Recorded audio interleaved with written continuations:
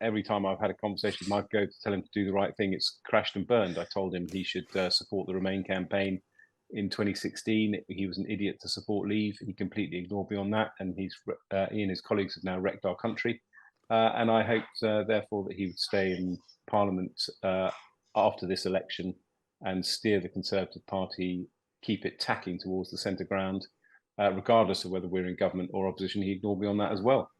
Well, let's speak to Michael Gove's friend, the Conservative peer and Times Radio presenter, Ed Vaizey. Ed, I presume you're not over the hill. You're under 56, no doubt. I'm 56 on June the 5th. Oh, exciting. Excellent. Well, would you be over the hill? Will you be standing for Surrey Heath, renouncing your peerage and becoming Conservative MP again? I'm thinking of putting my hat in the ring. I mean, the way things are going, if I get elected at the next election, I'll probably be leader within 4 or 5 weeks, which is what I've always wanted. So I think this is my opportunity. I expect you have your tongue firmly in your cheek there, Ed, just to clarify. Or maybe you're launching, maybe you want to not live a little, but live a lotto and being the leader of the opposition's office. Exactly. It's a very big room. Great view of the Thames. Ed, tell us about, you no doubt had a bit of a chat to Michael Gove when he was making this decision.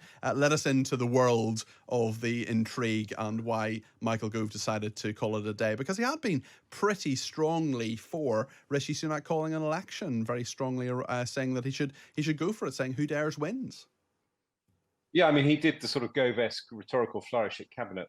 You dare, you will win. But I think he'd been pondering for a while. I think, every time an election is looming, when you've been a Secretary of State and a senior member of the cabinet and you've been there and done that over many, many years, I think every election, I'm sure he would have crossed his mind, even in the 2019 election, particularly at the 2017 election when he was on the backbenches. I think, elections are times when you check where you are in your life and what you want to do with the rest of it. And I think the 2024 election doesn't necessarily reflect Michael Gove's view that the Conservatives might lose the next election, but I think it probably reflects his view that come what may, he's probably exhausted by government or by serving in government. And did he want to do more years in the House of Commons, or despite telling Stig and Asma that he was over the hill, does he think in his mid-50s that he's got an opportunity to do other things? He's a journalist, as you know, but he's written a book or two. I suspect he'll want to return to journalism, write some books, and do other interesting things. What about joining you in the red benches in the House of Lords? Clearly someone who's been a Secretary of State in, 4 different departments? He'd be someone who'd be presumably quite high up the list for that, and has been very supportive of Rishi Sunak as well. Yeah, I mean, the number of senior cabinet ministers who have left the government, who will no doubt expect to be moving into the House of Lords, is pretty huge. And it'll be interesting what view the new Prime Minister takes on how many peers they can put in. We know it's going to be a man, so whatever decision he takes on that. But I would expect somebody like Michael Gove to have a very good claim to join the House of Lords. I'd also expect somebody like Michael Gove to want to join the House of Lords. I mean, the thing that surprised me about Michael's decision is that he is a politician to his fingertips. Part of the reason that he's been such a senior figure in government for so many years is that he does, this, I hope Times Radio listeners don't think this sounds sort of facetious, but he does love politics. And he's fought very hard to be in government as long as he possibly could be. And when I discussed this with him a couple of days ago, compared him to Ken Clarke in the sense that Ken Clarke didn't leave the House of Commons till he was, I think, in his late 70s or early 80s. And I think Michael could have carried on in the House of Commons as a backbencher, either supporting a Conservative government or supporting a Conservative opposition and being an influential figure. If the Conservatives lose the next election, the direction of travel of the Conservative Party is going to be an interesting one. And you want senior figures with a degree of influence to try and steer the ship of opposition. So I think he could and should have stayed. I think the life of a backbench MP is not too onerous. It does allow you to do other things, but it also allows you to keep your hand in the tiller. And as Ken Clarke found out, if you stick around, who knows, a young, new Tory Prime Minister 10 years hence could have had him back in the cabinet. Well, it's really interesting you say he should have stayed. Presumably you mentioned that to him, but you couldn't persuade him? I couldn't persuade him. I mean, look, every time I've had a conversation with Michael Gove to tell him to do the right thing, it's crashed and burned. I told him he should support the Remain campaign in 2016. He was an idiot to support Leave. He completely ignored me on that, and he and his colleagues have now wrecked our country.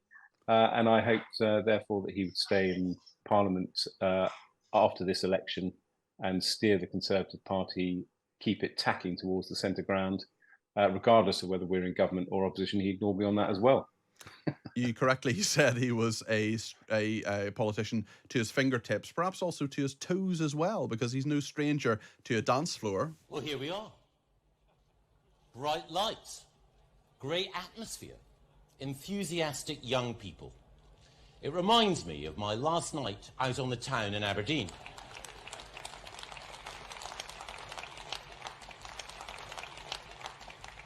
Dance like nobody's watching, they say.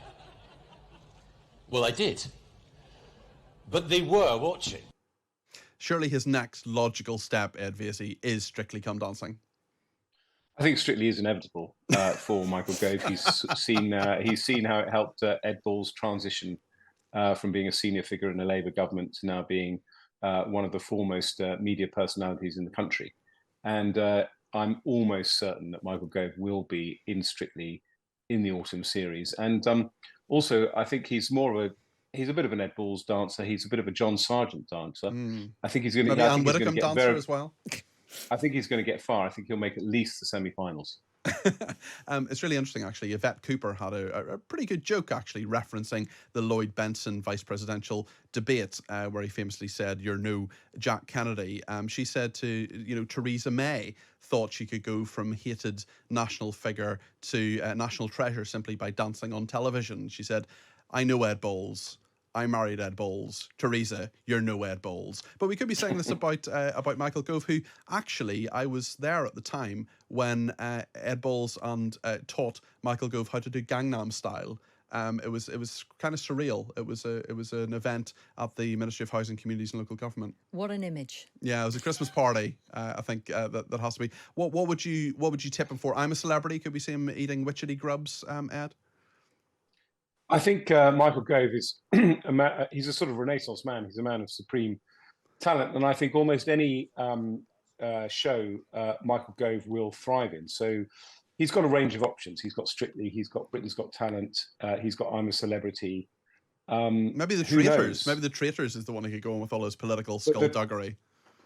You've trumped me there. The Traitors is absolutely his natural wheelhouse.